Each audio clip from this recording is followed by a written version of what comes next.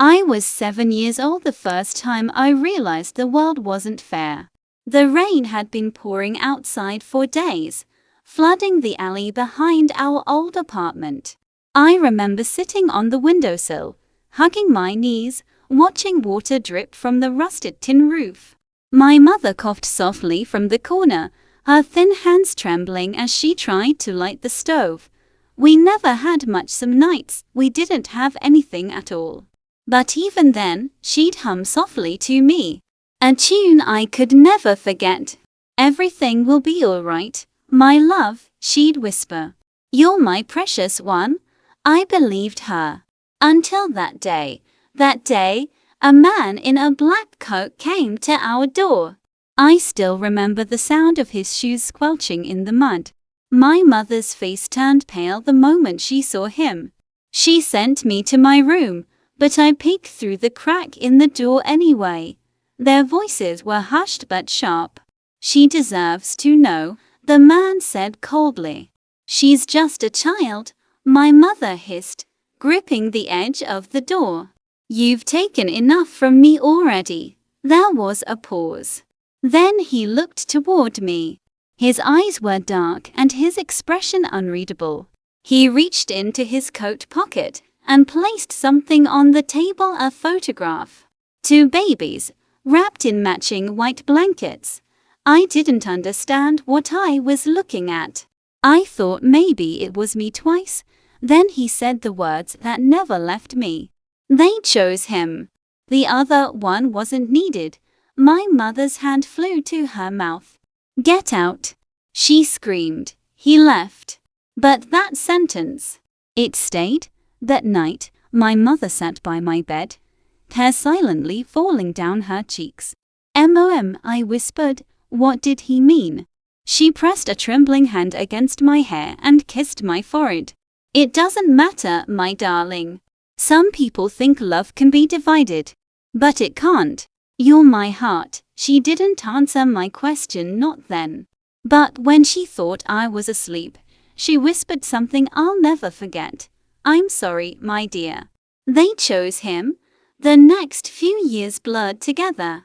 Poverty has a way of making time stretch endlessly, every day a repetition of hunger and hope. My mother's health worsened. She worked long hours sewing clothes for women who would never look twice at her on the street. And when she wasn't coughing, she was praying. Sometimes, she'd stare at that old photograph, the one she kept hidden in a worn wooden box. 2 babies, me, and someone else. Once, I asked her, "Who's the other baby?" Her lips quivered. "Your brother," she whispered. "Where is he?" I asked. Her eyes turned distant. "Far away. Somewhere better." That word burned. I didn't know why he was there and I was here. Why he had what I didn't. But even as a child, I could feel something, an ache, a sense that I was part of something broken. When I turned 16, my mother grew weaker. Her hands could no longer hold a needle, and her coughs came with blood. I dropped out of school to care for her. She apologized constantly, calling herself a failure. But I didn't care about money or clothes. I just wanted her to live. On her final night, she held my hand tightly. "Elena," she whispered, "promise me. You'll find your truth." Tears streamed down my face. "Mom, please don't leave me," she smiled faintly. "You were never lost, my love." They were. And then she was gone. After her funeral, I found the photograph again tucked under her pillow. But this time, there was something else. A letter, yellowed and fragile. It wasn't long, but it changed everything. "If you ever find him, tell him I forgive him. But I'll never forgive them." Signed, Myra Elek. My mother. On the back of the photograph, written in a man's handwriting, was a name, Ethan Whitmore. I didn't know it then, but that name would haunt me. I searched it online out of curiosity, sitting in an internet cafe that smelled of burnt coffee and dust, and there he was. A man who looked exactly like me, the same eyes, same face, same small scar above the brow I'd always wondered about. He was smiling in a photograph beside two elegant people, our parents. Or rather, his parents. They looked like the kind of people who lived in glossy magazines. Polished, powerful, perfect. There were articles about him, Ethan Whitmore. The heir to Whitmore Industries, Ethan Whitmore. The youngest CEO in the country, Ethan Whitmore, and his philanthropic legacy. Every line felt like a knife. That night, I stared at my reflection in the mirror. My face. His face. The world had given him everything. And given me nothing. Days turned into nights, nights into months. I worked odd jobs, saving every penny I could. My grief hardened into something else. Determination. I began reading business, psychology, etiquette. Watching videos on how people like them spoke, dressed, moved. I learned to imitate confidence, even when I had none, because I made a promise that day. If they stole my life, I'll take theirs apart piece by piece. But revenge isn't just about anger. It's about patience. And patience was something poverty had taught me well. I left my old neighborhood behind, rented a small room in the city, enrolled in free courses, changed my name to Elena Ward. Every night before sleeping, I'd whisper the same words, Ethan Whitmore. I'm coming for what's mine. But even then, I didn't realize that revenge doesn't just expose others, it exposes you. Because sometimes, when you dig into someone else's secrets, you end up unearthing your own. The city had a pulse I'd never felt before. It hummed under my skin, car horns, laughter from rooftop restaurants, the steady rhythm of footsteps on marble floors. People here didn't look at each other. They looked past. And that suited me just fine. For the first time in my life, I could disappear in plain sight.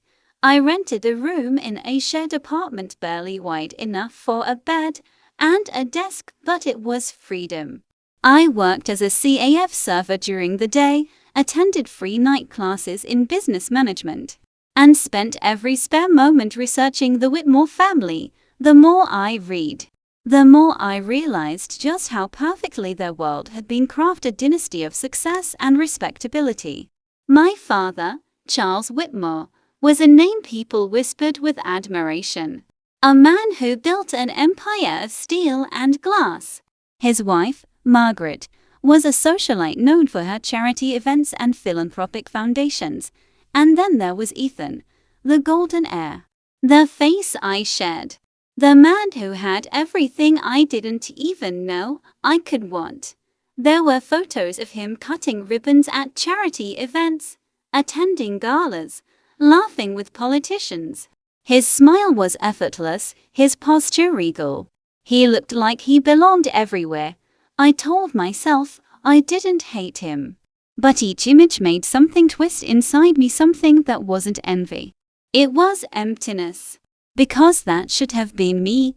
Weeks passed before I made my first move. The Whitmore Corporation was massive, with hundreds of subsidiaries. But I found one small branch, a marketing firm under their umbrella. They were hiring an assistant for the regional director. It was a long shot, but I applied. I listed every skill I'd taught myself: administrative work, communication, social strategy, and polished my resume until it looked like I belonged in that world. I borrowed a plain black dress from a thrift store and practiced my introduction in front of the mirror until my voice stopped shaking. When the day came, I walked into the glass building with trembling hands but steady eyes. The receptionist smiled politely. "Name, please." "Elena Ward," I replied. That was the name I wore now. A name without history, without pain. The interview was short but sharp. The regional director, Miss Harlow, was elegant, calculating, and suspicious. Her eyes scanned me like she was reading fine print. You have potential, she said finally. You're inexperienced but persistent. I like that. By the end of the week, I got the call. Welcome to Whitmore and COC, Miss Ward. I didn't smile. I just stared at the phone and whispered, I'm in. The first few weeks were uneventful, endless spreadsheets, phone calls and errands. But I listened. I observed. I learned who feared who whispered behind whose back, who smiled too easily. And slowly, I built a version of myself that fit in the quiet, efficient assistant who never complained, who always noticed details others missed. That's how I caught the attention of Daniel, the senior assistant to Ethan Whitmore himself. He was charming in a forgettable way, always busy, always on the phone. But one evening, when we were the last ones in the office, he stopped by my desk. You work hard, he said. Most new hires don't last a month. I smiled softly. I learned fast. He nodded, impressed. You'd fit in well at headquarters. The main branch could use someone like you. Headquarters. That was where Ethan worked. I looked up, keeping my expression neutral. I'd love that opportunity, and just like that, a door began to open. 3 months later, I was transferred to the Whitmore headquarters, a towering building of glass and steel that scraped the sky. The first time I walked in, my reflection caught on every surface 1,000 versions of myself, each one calmer, more confident than the girl who'd grown up with nothing. It was strange how much I'd changed. I'd learned to hide my accent, to walk with quiet grace, to speak softly but firmly. People noticed me not as a threat, but as someone capable. And that's when I saw him. It was during a staff meeting. Ethan walked in, flanked by his assistants, his presence magnetic. The air in the room shifted, everyone straightened, nervous, eager to please. He wore a grey tailored suit, his hair neatly styled, his watch glinting under the lights. When he spoke, the room fell silent, but I barely heard the words, because all I could see was my face, the same jawline, the same eyes. Even the faint scar above the brow, the one I'd gotten falling from a bicycle as a child. He had it too. It felt like looking into a mirror, but the reflection wasn't mine. It was a life I'd never lived. He caught my gaze briefly, his eyes lingering just a moment longer than they should have. Something flickered in his expression. Curiosity, confusion, recognition. I looked away quickly, pretending to jot notes. My heart was pounding so hard it hurt. Over the next few days, I caught him looking again. Once in the elevator, once across the lobby, once when I passed him papers during a meeting, and then one afternoon, as I was leaving work, I heard his voice behind me. Miss Ward? I turned.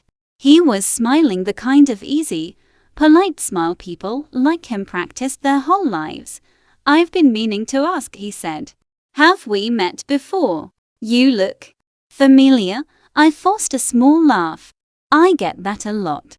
I think I just have one of those faces. He nodded slowly, his gaze still searching mine. Maybe so. You remind me of someone I used to know. I wanted to say, you should know me. But instead I smiled. I hope that's a good thing, he chuckled softly. It is. As he walked away, I stood there, breathless, my hands trembling. I'd met him. The brother who lived my life. That night, I couldn't sleep. I kept replaying our brief conversation, his tone, his eyes, the faint confusion on his face. He didn't know who I was. He couldn't, but he would. Soon, the next morning, I made a choice. I began positioning myself closer to him, volunteering for projects his department oversaw, staying late when he did, offering thoughtful insights that made him notice me. And it worked. He started trusting me, asking for my opinions, inviting me to meetings that went beyond my rank. Every time he smiled, I wondered if he saw it to the resemblance, the connection neither of us could explain, and yet, sometimes, when I looked into his eyes, I saw something that unsettled me.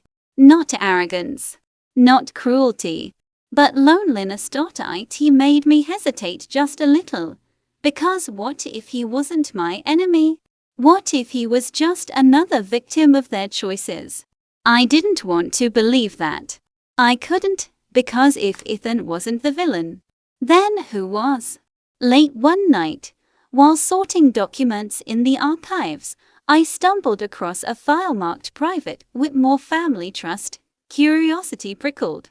I opened it. Inside were financial records, medical expenses, and a single document, stamped confidential. It was dated 27 years ago. The year I was born. The note was brief. Payment received in full. Agreement: one child retained under the Whitmore name. The other to be settled privately. Settled privately. I felt the blood drain from my face. They didn't just abandon me. They bought me off. I stared at the paper until the letters blurred. My hands were shaking, my heart pounding. This wasn't just neglect, it was a transaction, a choice, and in that moment, all the compassion I began to feel vanished. Every ounce of pity I had for Ethan dissolved into ice. They'd stolen my life, and now I was going to take theirs apart, piece by piece. It's strange how easily you can slip into someone else's world if you learn how to move quietly enough. By now, I had mastered silence, the kind that lets you observe without being noticed, the kind that turns curiosity into weaponry. Every morning, I arrived at the Whitmore Tower before dawn. Coffee steaming, hair tied back neatly, my reflection crisp in the elevator doors, professional, polished, unreadable. No one saw the girl who once scavenged through second-hand shops for a winter coat. They only saw Elena Ward, competent, calm, and invisible in the right ways.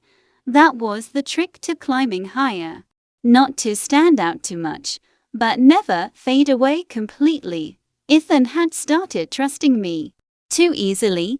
He'd begun leaving me in charge of scheduling meetings, reviewing proposals, even sitting in on private discussions. Sometimes he'd ask for my advice not because I was special, but because he was tired. That's what I realized about him. Behind his perfect posture and expensive suits, Ethan was exhausted. He carried his father's empire on his shoulders, his mother's expectations in his veins, and something else, a quiet ache he never spoke of. I could almost feel it when he looked out over the city through those glass walls. It made me pause sometimes. Almost. One afternoon, I was called into a meeting on the top floor, an exclusive floor reserved for the Whitmore family and their board of directors. It was my first time up there. The elevator doors opened into silence. Everything gleamed: marble floors, chandeliers, a long corridor lined with oil portraits, and at the end of the hall, the office door read, Charles Whitmore, CEO, the man who had chosen one child and left the other to vanish. My hands trembled, but I smoothed them against my skirt and stepped inside. He was sitting behind an enormous desk, gray-haired but sharp-eyed, exuding authority like it was his second skin. Ethan stood beside him. Charles looked up at me briefly. "You're the assistant my son speaks so highly of." "Yes, sir," I said, my voice calm. He studied me for a long moment. Then a flicker of confusion. His gaze lingered, narrowed slightly, but he said nothing. That's when I realized it. He saw it too. The resemblance. He masked it with a cough, adjusting his tie. "Well, good. Efficiency is rare these days. Thank you, Mr. Whitmore." His politeness couldn't hide the unease in his eyes. After the meeting, Ethan walked me to the elevator. "You did well," he said, smiling softly. "My father doesn't usually compliment anyone." "Thank you," I replied, forcing a smile. Then, without thinking, I asked, "Do you and your father always work this closely?" He laughed quietly. "Work, yes. Talk, not really." Something heavy lingered in his tone. "Why not?" I asked carefully. He hesitated before answering. "Let's just say, my parents have their own ideas about who I'm supposed to be." He didn't notice how tightly I was gripping my notebook. Neither did I realize then how much that single sentence would matter later. Weeks passed. My position solidified. My access grew. And with it came information, small pieces, overheard whispers, fragments of truth that began to form a picture I wasn't ready to see. It started with Margaret Whitmore. I'd never met her before, but I heard her name often, always said with reverence. She was the kind of woman who controlled a room without speaking. Her charity galas filled magazines. Her guests included politicians and aristocrats. But she was also feared. People spoke carefully when they mentioned her. And when she visited the building once, I saw why. She was immaculate, tall, graceful, dressed in pearl white silk. Her eyes scanned the room like they were searching for flaws. When she passed me in the hallway, she smiled faintly. Then her expression froze. For a moment, it felt like time stopped. Her eyes widened, recognition flickering, confusion following quickly behind. Then, in a flash, the mask returned. "Good afternoon," she said coolly, walking on, but she turned once before disappearing down the hall. And in that brief glance, I knew she remembered. That night, I couldn't stop thinking about her expression. The way her hand trembled slightly as she adjusted her gloves. She wasn't just surprised. She was terrified. Why? I had to know. As I began digging quietly, every company record, every archived report, every news article from the year of my birth. At first, there was nothing, almost too clean. Then, one night, while combing through scanned newspaper clippings, I found a small column in a local archive database. "Whitmore family welcomes newborn son. Joyful announcement follows months of speculation." A few pages later, another small notice from a different hospital. "Unidentified woman, Myra Elek, treated for postnatal complications. Infant listed as female. Mother discharged without record of paternal contact. Same date, same city, 2 births. 1 male, 1 female. And a single month later, no more record of Myra." It wasn't a coincidence. The next morning, I went to visit the only person who might remember. Miss Harlow, my old supervisor, had worked for the Whitmores long before I arrived. She'd always been watchful, one of those women who noticed everything but spoke little. I asked if I could buy her coffee. She agreed, half suspicious, half intrigued. We sat in a quiet CF near the river. I started carefully. "You worked for the Whitmores a long time, didn't you?" She nodded. "Almost 30 years. Why?" I was curious, I said, stirring my drink. "About how they built their empire." She gave a wry smile. "Not through honesty.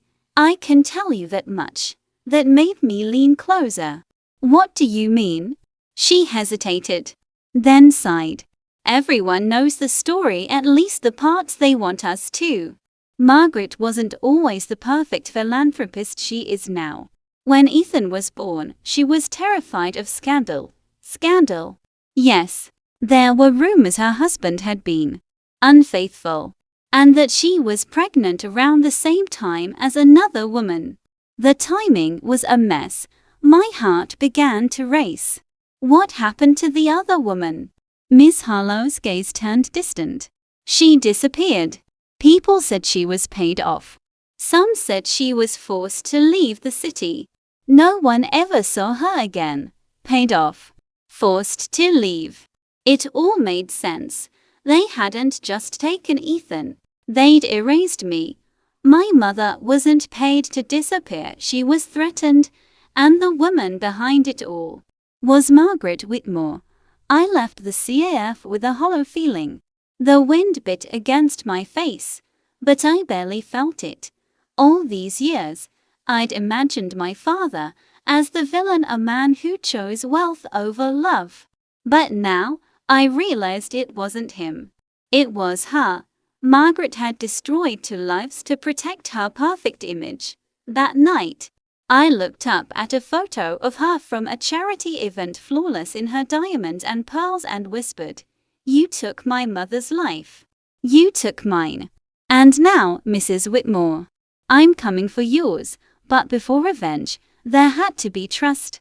I needed to be inside her circle, close enough that she'd never suspect I was the ghost of the past daughters. Oh, I began to use Ethan's kindness. He'd often invite me to company dinners, charity events, small family functions. At first I declined. I told him I didn't want to overstep. That only made him insist, and soon there I was, standing under crystal chandeliers, sipping champagne, surrounded by the same people who once decided I didn't deserve to exist. Margaret noticed me again that night. Her gaze lingered a fraction too long. I smiled sweetly and introduced myself. "Elena Ward," I said, offering my hand. Her grip was cold but steady. "Lovely to meet you." "Oh," I said, tilting my head. "You look so familiar. Have we met before?" Her lips twitched. I don't believe so, but her eyes told another story. Later that evening, I overheard her speaking to her husband in a low voice. "She looks like Margaret." "Enough," Charles interrupted sharply. "It's impossible." She didn't answer, but her silence said everything, and that was the moment I knew. The cracks in their perfect world were already forming. All I had to do was keep pushing, and one day soon, the truth would tear them apart. There's a strange thrill that comes from standing in a room full of people who destroy you if they knew who you really were. Maybe it's power. Maybe it's madness. Maybe it's the quiet satisfaction of knowing you're finally inside their perfect little world, the one they built on your absence. Either way, I was there now. I had made it into the Whitmore circle. The first official invitation arrived in a white envelope sealed with gold wax. Whitmore Foundation Annual Gala. Celebrating 30 years of legacy. I stared at the invitation for a long time before touching it. It wasn't just paper. It was proof that my plan was working. Ethan had sent it personally, with a handwritten note. "You've done so much for our work lately, Elena. I'd love for you to attend. You belong there, you belong there." If only he knew how true that was. I spent the next few days preparing. The gala wasn't just an event, it was a performance. Every thread, every smile, every gesture had to be perfect. I couldn't afford a single mistake. I borrowed a black gown from a friend at the office, simple, elegant, understated.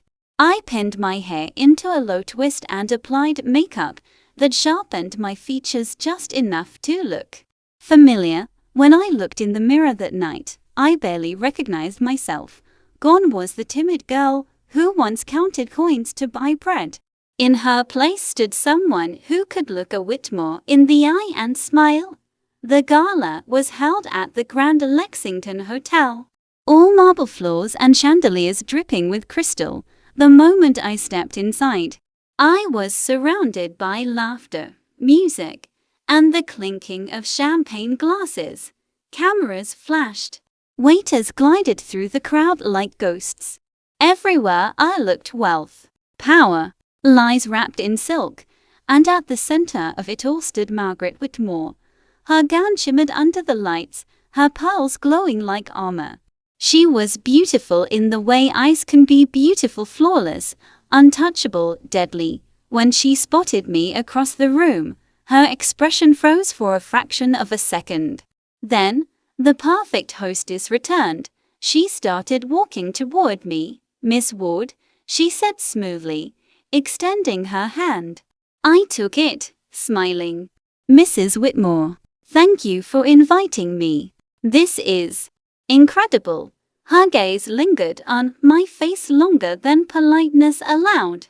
For a moment, I saw her composure crack.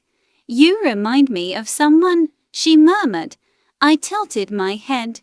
"Really? I get that a lot." Her eyes narrowed, studying me. Then she smiled, brittle and forced. "Well, you have excellent taste. That dress suits you." "Thank you," I said softly. "I suppose we share similar style." The slightest twitch crossed her lips. She knew exactly what I was implying, and so did I later that evening. Ethan found me on the balcony, away from the noise. "You look..." He paused, searching for the word. "Different tonight." I smiled faintly. "Maybe I just finally feel like I belong here." He leaned against the railing beside me, his eyes distant. "I wish I felt that way sometimes." That surprised me. "What do you mean?" He laughed softly. "You think it's easy being a Whitmore. People assume everything's perfect. They don't see the pressure, the expectations. My parents planned my life before I could walk." I turned toward him. "Do you ever resent them?" His jaw tightened. "Every day." For a moment I forgot the plan. Forgot the revenge. Forgot everything except the quiet sadness in his voice, so familiar it hurt, because that was the sound of someone trapped by choices they never made. But I couldn't afford to feel sorry for him. "Not yet." I straightened, brushing off the emotion. "They're lucky to have you," I said lightly. He smiled weakly. "I'm not so sure." A week after the gala, I received an unexpected call. "Mrs. Whitmore would like to see you," said her assistant over the phone. My heart thudded once, heavy and cold, when I arrived at her private residence, a mansion surrounded by manicured gardens and stone fountains. She was waiting for me in a sunlit conservatory. Everything about her radiated control. "Please sit," she said, motioning to a chair. I sat. For a moment, neither of us spoke. She sipped her tea, eyes fixed on me. Then she said quietly, "How long have you been working for my son?" "Almost a year," I answered. "And he trusts you?" "I believe so." "Good," she said, setting her cup down. "Because I don't." Her words hit like a blade. I kept my expression calm. "I beg your pardon." She leaned forward, her eyes sharp as glass. "You look like someone I used to know. Someone I'd hoped never to see again." The air went cold. "Who?" I asked softly. She smiled without warmth. "A mistake." Her meaning was clear. For a brief moment, I felt the urge to lash out, to tell her exactly who I was, to watch her composure crumble. But revenge isn't about impulse. It's about control. So I smiled sweetly. "I think you must be mistaken, Mrs. Whitmore. I don't make a habit of resembling other people's mistakes." Her eyes darkened. Then she smiled, thin and forced. "We'll see." When I left that mansion, I knew two things. First, she knew I wasn't just anyone. Second, she was scared enough not to say it aloud, and fear was leverage. Over the next few weeks, I deepened my connection to the family, always careful to balance charm with mystery. Ethan invited me to more meetings, more dinners. Even his father began acknowledging my insight in business discussions. Margaret, meanwhile, watched me like a hawk, her mask cracking a little more each time. At a charity brunch, she pulled me aside again. "Miss Ward," she said softly, "you've become quite close to my son." "He trusts me," I replied evenly. Her lips curved into a cold smile. "That's what worries me." Then she leaned closer, her perfume sharp as white lilies. "Be careful. People who don't know their place in this family rarely last long." I met her gaze. "Thank you for the warning." Inside, I was trembling. But not from fear, from satisfaction. Because that was the first time Margaret Whitmore had felt cornered. That evening, I went home and opened my mother's old photograph again. The two babies. One rich, one poor. Both hers. I traced my finger over the faces, whispering to the woman who had died without justice. "I'm close now, Mom. They're starting to see me. Starting to fear me." Then I looked at Ethan's face, my mirror, and hesitated. He wasn't like them. I could feel it more each day. And that terrified me, because revenge was supposed to be simple. But it never is. A week later, Ethan surprised me. He showed up at my office near closing time, leaning casually against my desk. "Dinner?" he asked. I blinked. "With you?" "With me," he said, grinning. "And my parents. They'd like to thank you for your help on the recent project." I froze. "Dinner at the Whitmore mansion. The Lion's Den, of course," I said smoothly, hiding the chaos inside me. I'd be honored. That night, as I stood before the mirror in my small apartment, I felt the weight of everything pressing down on me: years of poverty, pain, and longing. The girl in the mirror wasn't just Elena Ward anymore. She was both halves of a life torn apart, and tomorrow, she was stepping into the house of the people who had stolen it. Some nights, revenge feels like a steady fire, controlled, focused, beautiful, but other nights, it burns too close to your skin. The night I went to dinner at the Whitmore mansion, it felt like both. The house was even larger than I remembered from my childhood flashes, though those memories came more like sensations than images. The echo of laughter down long hallways, the smell of roses in summer, the sound of a woman humming softly before it all went silent. Now, walking through those same marble corridors, I was no longer the forgotten child peering through the gates. I was the guest of honor. Margaret Whitmore greeted me at the door herself.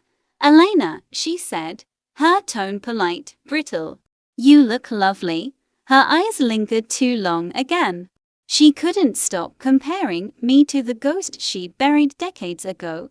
"Thank you, Mrs. Whitmore," I said, matching her calm. "Your home is extraordinary." "Yes," she replied smoothly. "It's taken a lifetime to build, and just as long to protect." I smiled. "I can imagine." Her gaze sharpened. She knew I meant more than I said.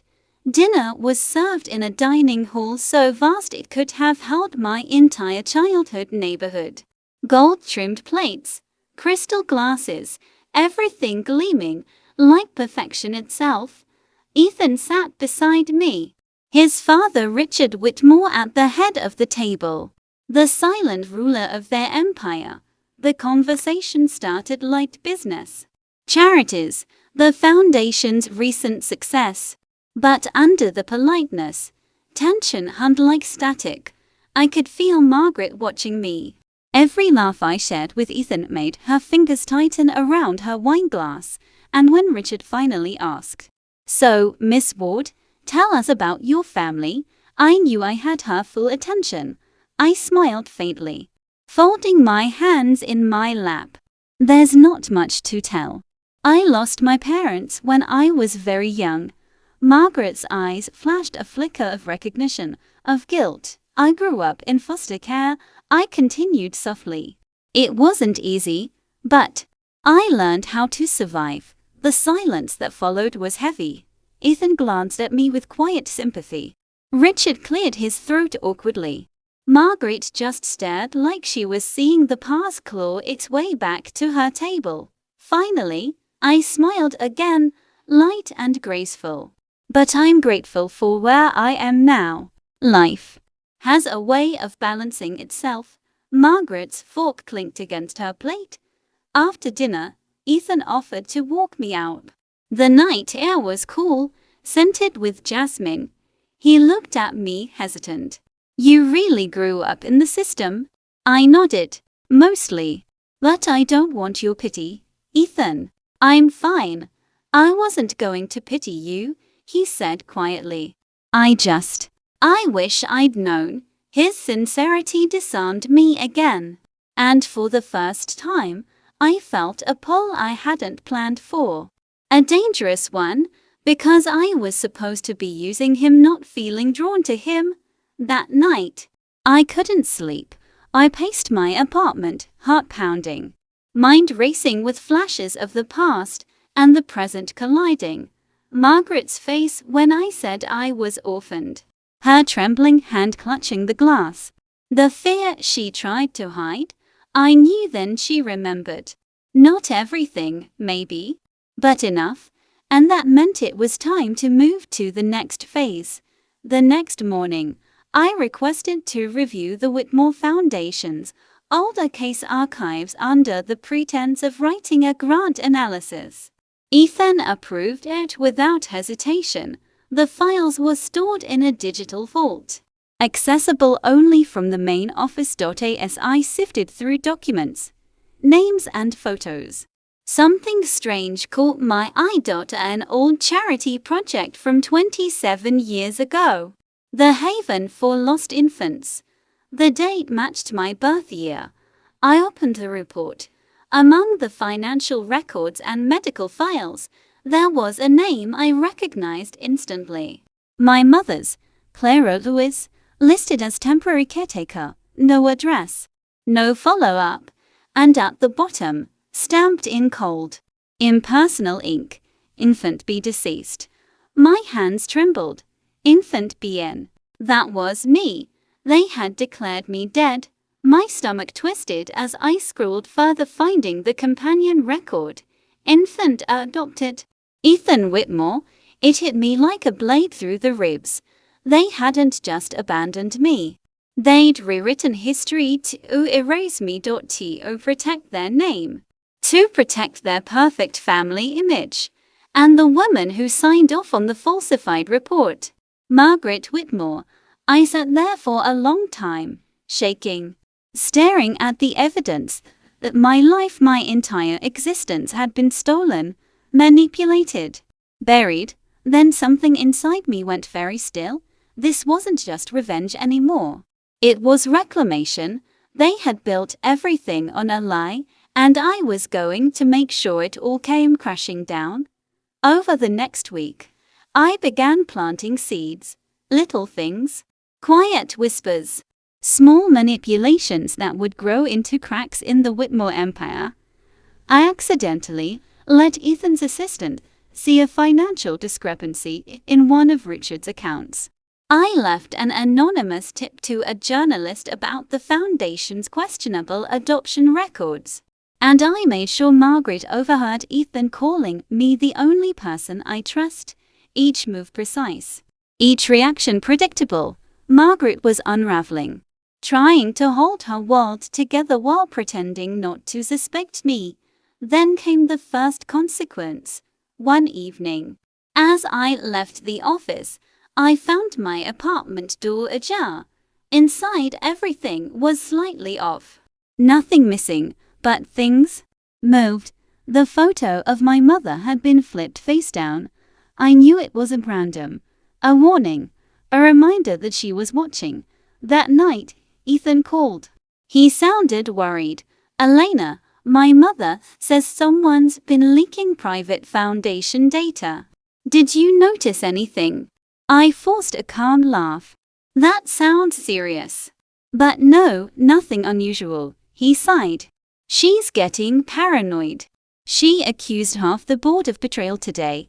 I smiled faintly. Unseen. Perfect. Let her paranoia destroy her before I even lift a finger. A few days later, I received another message, this time from an unknown number. We know who you are. Leave before it's too late. I stared at the screen for a long time. Then, quietly, I smiled. Too late. No, it was just beginning. The next morning, I walked into the Whitmore Foundation headquarters as if nothing had changed. But everything had, because in my bag, hidden among the ordinary documents, were copies of the adoption records, the proof of what they had done, and soon the world would know too. Revenge always starts as a quiet whisper. But when the storm finally breaks, it roars, and once it begins, there's no way to stop it. It started with a headline: Whitmore Foundation under fire for missing adoption records. Just a single article, buried halfway down the morning news feed. But like all secrets, it spread faster than anyone could contain. By noon, the press was at the foundation's doorstep. By sunset, donors were calling for answers, and by nightfall, Margaret Whitmore's empire had started to crack. I watched from my office window as reporters swarmed the building below. Microphones, cameras, flashing lights. The beginning of justice, wrapped in chaos. Ethan stormed into my office, frustration in every step. "Can you believe this?" he said, throwing a newspaper onto my desk. "Someone leaked those old records. My mother is losing her mind." I kept my expression composed. "Maybe it's just a misunderstanding." He shook his head. "It's not. The documents were from our restricted archives. Only a handful of people even had access." His eyes met mine. For a second, I thought he saw the truth, the calm in my face while his world burned. But he only sighed. "I hate this. I hate the way she runs everything with lies and secrets. Maybe this is what we needed to finally fix things." He said it like a confession, like a man desperate to be free from his own blood, and I almost told him right then that he wasn't the only one trapped by her lies, that we were both victims of the same woman. But I didn't. Not yet. That evening, I went home to find another envelope slid under my door. No name, no address.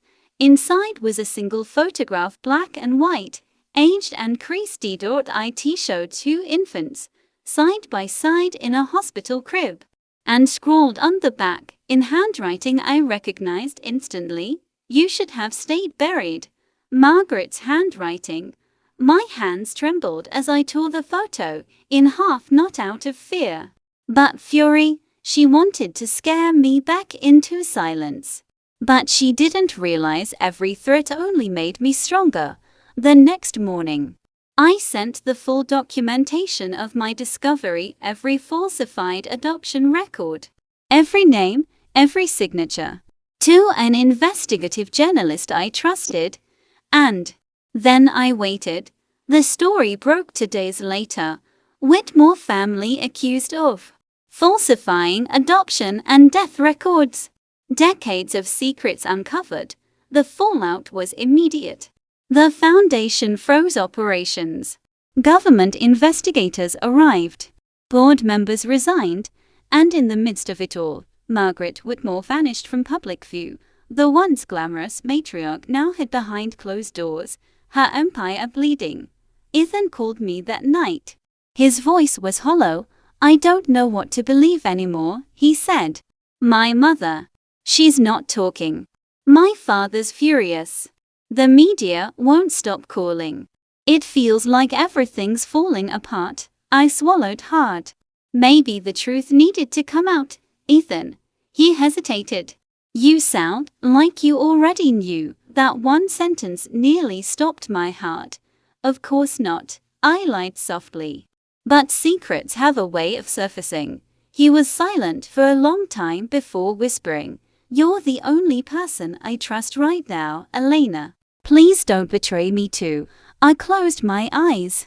His words cut deeper than I expected, because I already had. 2 days later, a private message arrived from Margaret's assistant. "Mrs. Whitmore requests to meet you. Alone. Urgent." My instinct screamed not to go. But I had to. There were still questions that needed answers about me, about my mother, about why I'd been erased. Margaret's estate looked different this time, darker somehow, stripped of the golden illusion it once wore. Security guards lingered near the gates, and the air smelled faintly of smoke from the reporter's flashbulb still burning outside. When she saw me, Margaret wasn't the polished queen of society anymore. Her hair was unkempt, her pearl necklace missing. She looked human. "You did this," she hissed as soon as I stepped inside. "You destroyed everything I built." I stood tall. "You built it on lies. You called me dead. You buried me to protect your reputation." Her face twisted. "You were nothing. A mistake that should've never existed." Her voice cracked on the last word, betraying the years of guilt she tried to hide. "Do you know what it was like?" she continued. "Your mother threatened to expose us. She wanted money. She would ruin everything. I had to choose one child, one future." I stared at her in disbelief. "So you sold me out for your reputation?" She didn't answer. She didn't have to. I stepped closer, my voice steady but shaking beneath the surface. "You could've saved me. You could've told the truth. But you decided one of us didn't deserve to live." Her eyes glistened with tears she refused to let fall. "I protected my family. You destroyed mine," I whispered. For a long moment, the only sound in the room was the faint ticking of a clock. Then I reached into my bag and set a flash drive on the table. "The evidence is already public. But this," I said softly, "is every personal confession you made during the investigation, every word you thought was private. I made sure it was recorded." She looked up sharply. "You wouldn't." I already did. For the first time, Margaret looked truly afraid. "Not of exposure, but of me. You wanted me dead once," I said quietly. "Now you'll live to watch everything you built turn to dust." I turned to leave. Her voice followed me, trembling and broken. "You think this will make you whole?" I paused at the door. "No," I said softly. "But it'll make me free." And then I walked away, leaving her surrounded by the ghosts she created. That night, as rain poured against my apartment window, I opened my phone. News alerts flashed across the screen. "Margaret Whitmore resigns. Criminal investigation launched. Whitmore family faces collapse." I should felt triumphant, victorious, but instead, all I felt was emptiness. Because revenge had always been about taking back what I'd lost: my name, my dignity, my life. But now that I'd burned their world to ashes, I realized something I hadn't expected. The past was gone, yes. But so was any chance of peace. The next day, Ethan showed up at my door. He looked broken, like a man who'd just realized his entire life was a lie. "I found out," he said quietly, "about the adoption. About you. The world seemed to still around us." He stepped closer. "You're my sister, aren't you?" I couldn't speak. Tears blurred my vision. "Yes," I whispered finally. "I'm the one they said was dead." He sank onto the couch, burying his face in his hands. "My God, all this time." And he stopped, choking on his words. When he finally looked at me again, there wasn't anger in his eyes, just grief. "Why didn't you tell me?" he asked. "Because you were the only part of that family that wasn't cruel," I said softly. "And I didn't want to destroy that." He shook his head. You didn't destroy anything, Elena. They did. You just brought the truth into the light. For a long time, we just sat there, two halves of a life torn apart, finally reunited in the ruins of everything that kept us apart. It wasn't forgiveness. Not yet. But it was something close to it. That night, as I lay in bed, I replayed everything, the secrets, the lies, the revenge. And for the first time in years, I felt something close to peace. Because I had faced them. I had taken back my story, and no matter what came next, they could never erase me again. There's a strange quiet that comes after destruction. When the shouting stops, the headlines fade. And all that's left is the echo of what used to be. That's what it felt like in the weeks after the Whitmores fell. The foundation was suspended. The mansion half empty, the servants gone. And I was somewhere between satisfaction and sorrow. Revenge gives you closure. But it doesn't heal you. Ethan and I met often after that night. Not as strangers anymore, not as colleagues or conspirators, but as the fractured siblings fate had kept apart. At first, our conversations were cautious.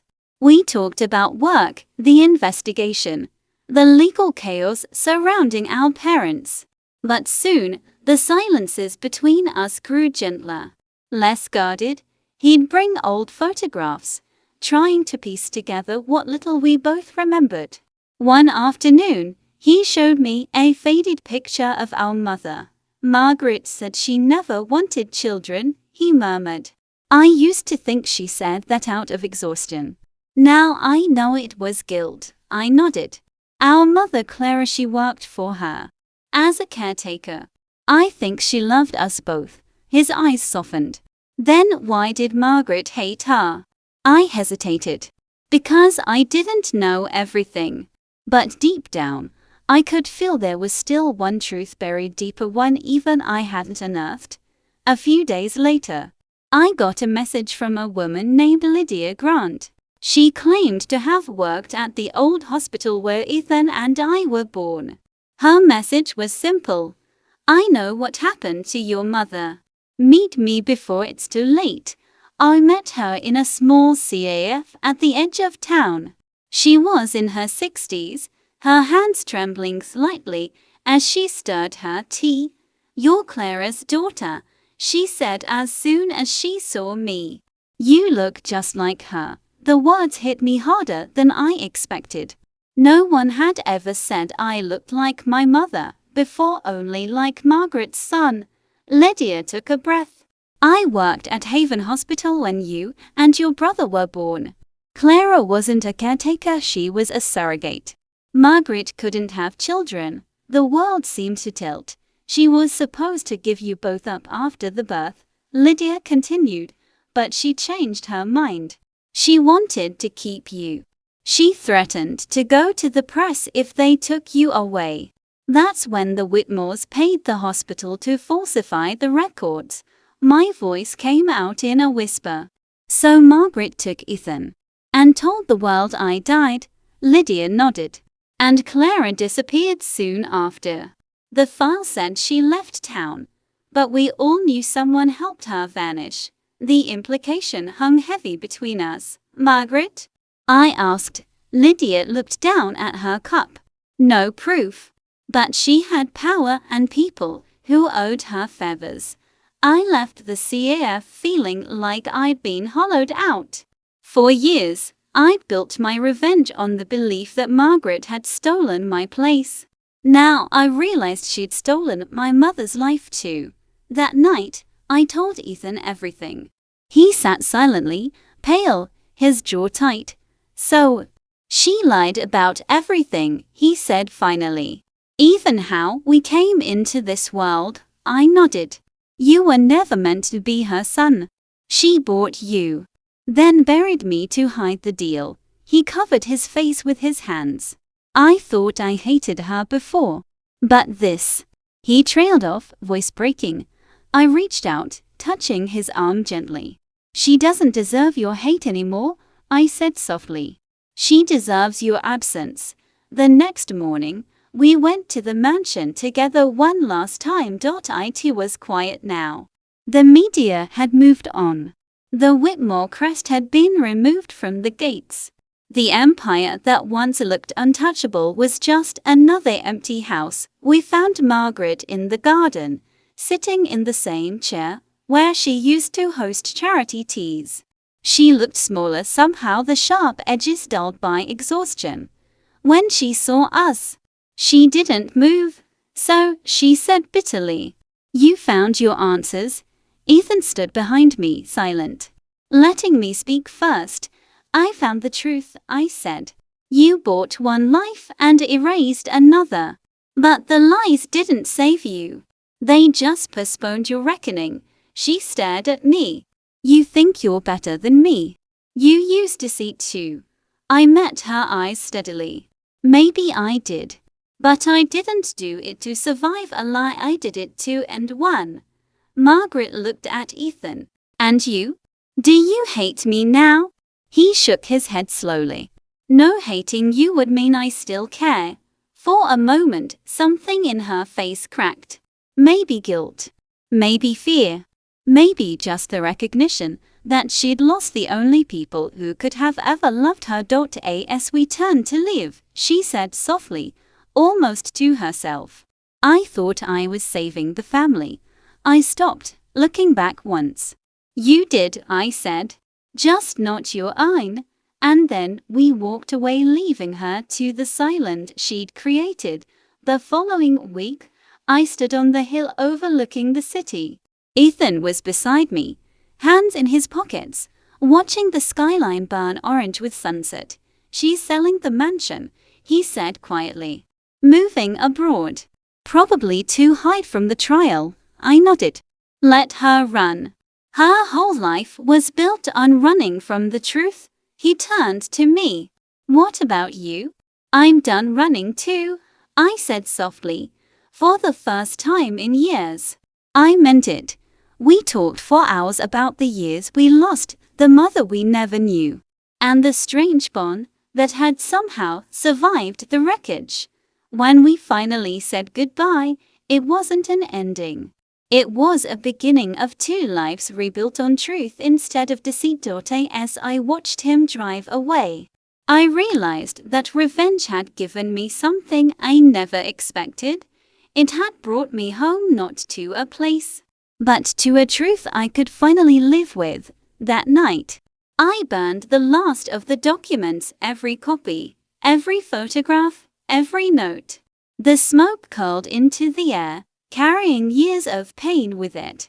And for the first time, I whispered my real name aloud, without fear. Elena Lewis. The name of the girl they buried, reborn from the ashes of truth. They say, when revenge ends, you're left with yourself.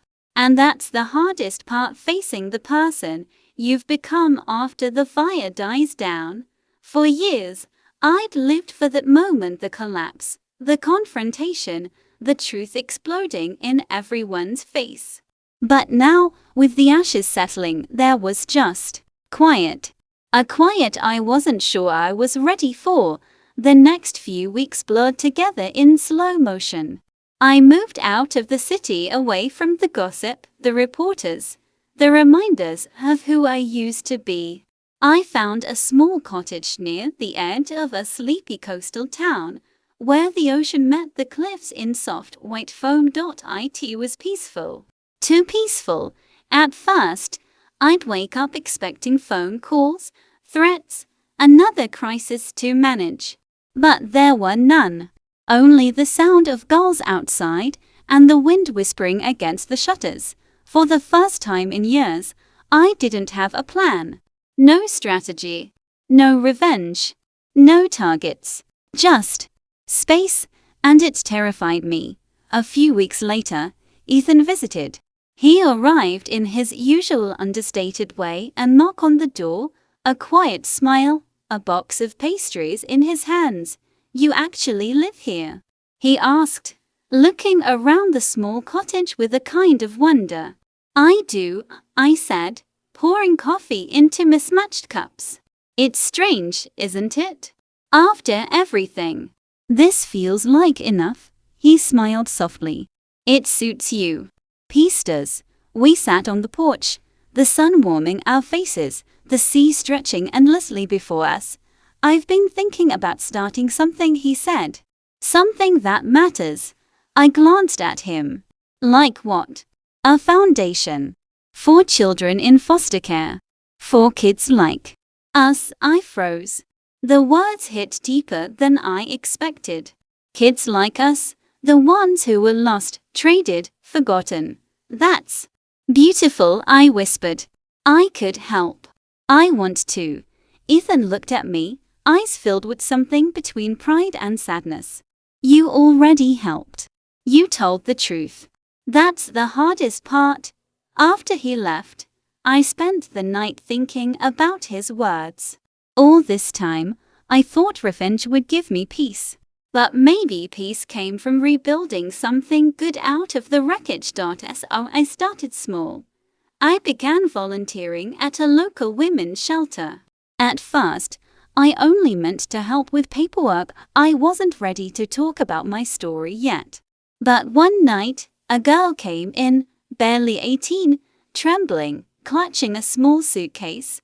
She reminded me of myself, not in how she looked, but in her silence. The silence of someone who's been betrayed by people she trusted. So I sat with her. I listened. I didn't ask for details, just often warmth and quiet understanding. She didn't thank me, not right away. But the next morning, she smiled. A small, shaky smile, the kind that says, maybe I can start over too. That's when I realized. I'd spent so long tearing down walls, I'd forgotten how to build bridges. A few months later, the Whitmore trial began. Margaret didn't show up for the hearings. Her lawyers claimed she was unwell. The news channels speculated. The tabloids dissected every detail. But I stayed away. I didn't need to see her punishment. Her downfall wasn't mine to savor anymore. Ethan handled the estate matters. He transferred the remaining Whitmore funds into charitable trusts, cutting all ties with the family name. He even asked if I wanted to reclaim my share, what was rightfully mine, but I shook my head. I don't want her legacy, I told him. I want my own. He understood. Slowly, word of our story faded from the media. The world moved on, as it always does.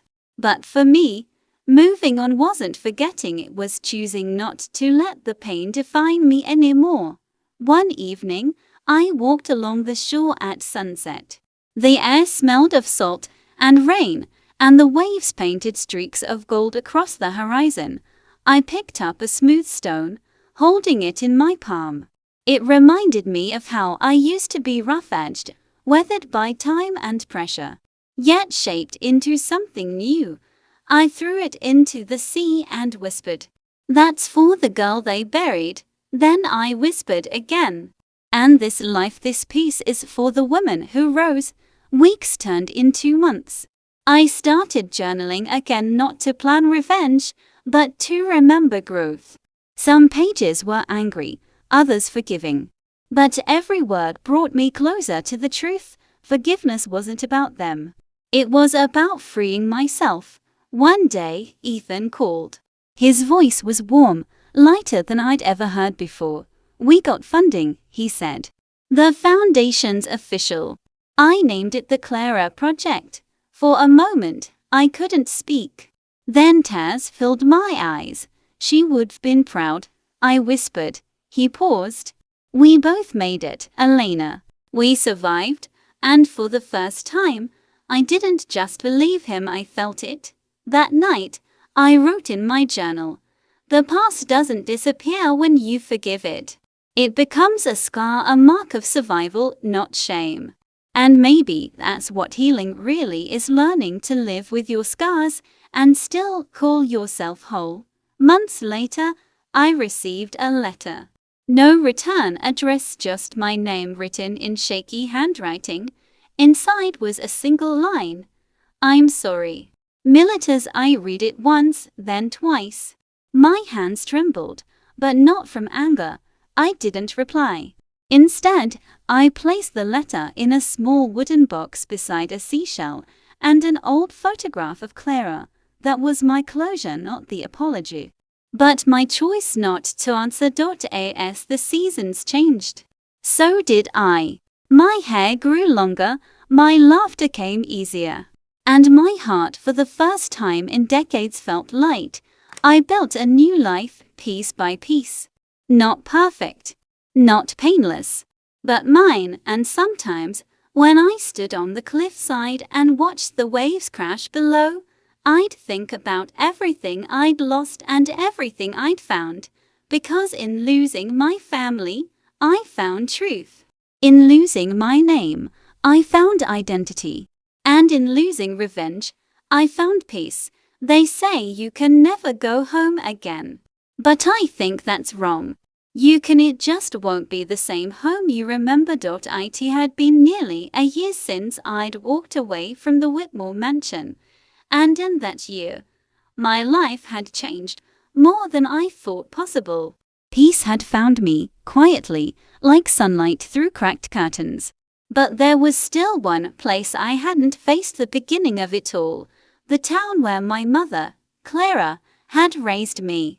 Where I'd been forgotten. And where part of me was still waiting to be found. The drive was long, winding roads through fading autumn trees. When I finally reached the town limits, I almost didn't recognize it. The bakery was gone. The park's wings had rusted. Even the church bells sounded duller somehow. But one thing hadn't changed: the small, ivy-covered house on Birch Lane. Our house, the place where I'd learned what love felt like before the world took it away. I parked across the street and just stared at it for a while, my heart pounding.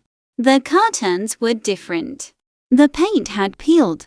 But if I closed my eyes, I could still hear her humming in the kitchen, that soft, trembling voice she used to sing lullabies with.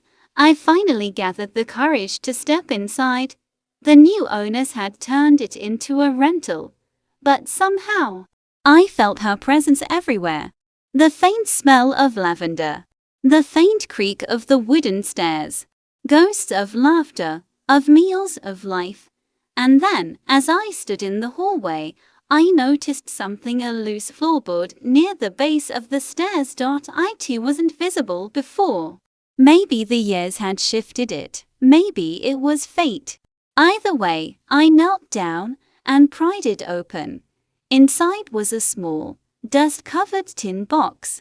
My hands trembled as I lifted it out. Inside were letters, dozens of them, all addressed to me, but never sent. Each one began the same way: "My dearest Elena." And I broke down right there on that old floor.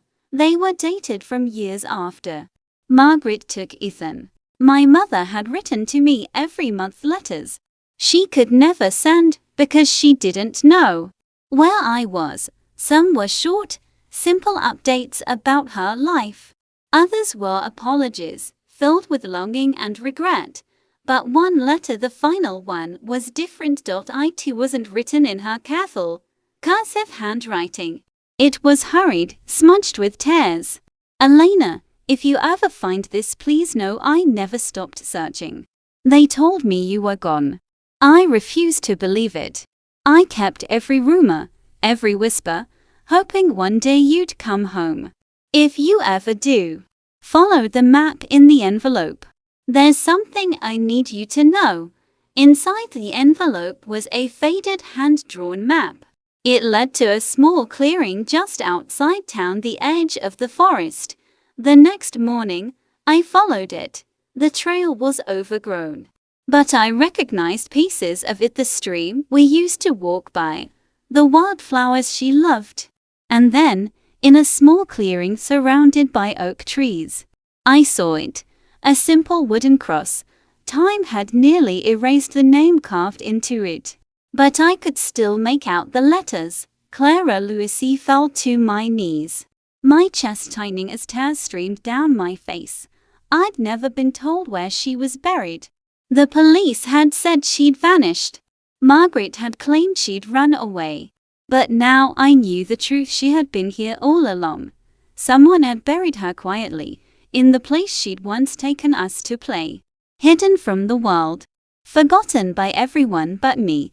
I sat there for hours, talking to her, crying, laughing through the pain. I told her everything about Ethan, about the revenge, about the truth that had shattered and rebuilt me.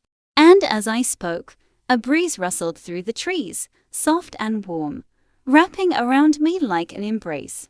I could almost hear her voice again. "You're home, my love. You made it." When I finally stood, I noticed something else near the cross, a small, weathered locket half buried in the dirt. I picked it up and opened it. Inside were two tiny pictures, one of me as a baby, one of Ethan. She'd kept both of us close, even after the world tore us apart. That's when I realized she'd never given up on us. She'd just been silenced before she could find me. But I had found her, and maybe that was enough. That night, I stayed in a small inn nearby. I couldn't sleep, not because I was haunted, but because I felt something I hadn't felt in years. Peace. For so long, I'd been chasing justice, vengeance, identity. But standing by her grave, I understood something simple. Love had survived everything. Even betrayal. Even lies. Even death. The next morning, I called Ethan. When he answered, I could barely speak. "I found her," I whispered. There was silence on the line. Then his voice broke. "Where?"